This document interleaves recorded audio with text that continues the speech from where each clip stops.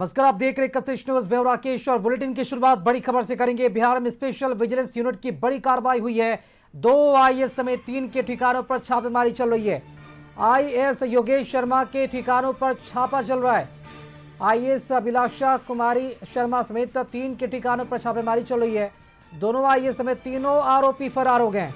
Tender manage घोटाले में अब तक की सबसे बड़ी कार्रवाई हो रही है। इन तीनों के ठिकानों पर स्पेशल विजिलेंस यूनिट की छापेमारी चल रही है। कभी भी गिरफ्तारी हो सकती है। उधर विशेष अदालत ने भी कोर्ट में उपस्थित होने का निर्देश जारी किया गया है।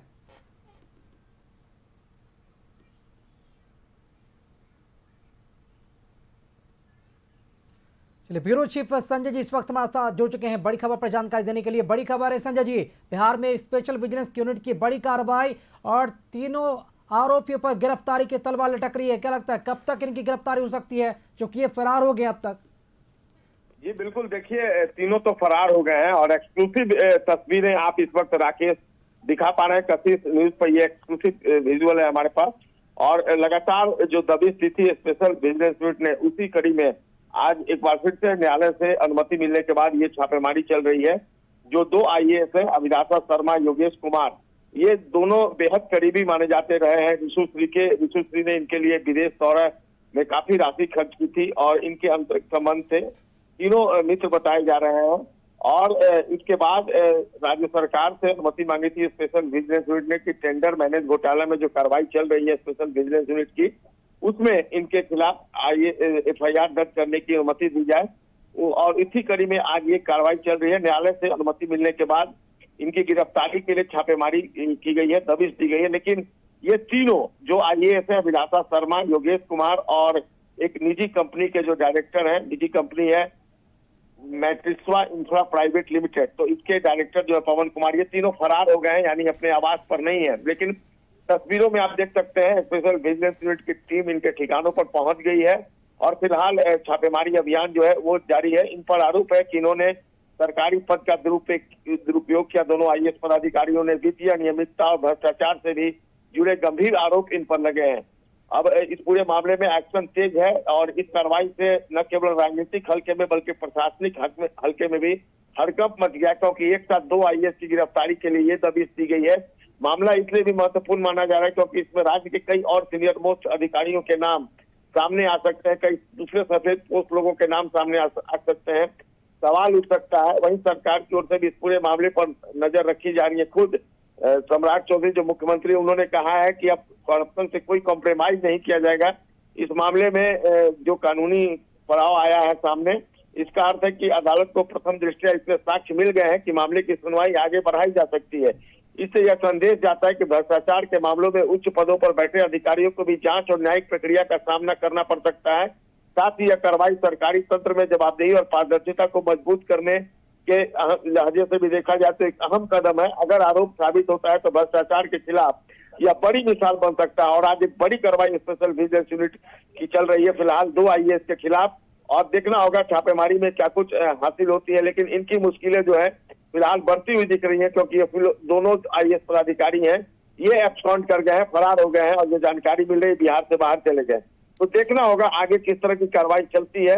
लेकिन फिलहाल इन दोनों की मुश्किलें बढ़ती हुई दिख रही है। जी बिल्कुल संजय जी, चूंकि इसके पहले ही टेंडर घोटाले मामले में दोनों आईएएस अधिकारियों का नाम सामने आया था, तो विजिलेंस की टीम को भनक कैसे नहीं लगी कि क्या उन्हें अंदेशा नहीं था कि फरार भी हो सकते हैं?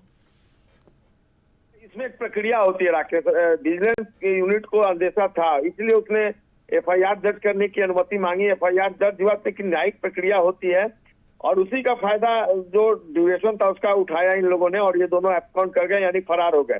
सवाल उठना लाजमी है, लेकिन स्पेशल विजिलेंस यूनिट का कहना है कि वो जैसे जैसे कानूनी प्रक्रिया उसी के हिसाब से आगे बढ़ती थी। हाई प्रोफाइल मामला है, 2 आईएएस का मामला है।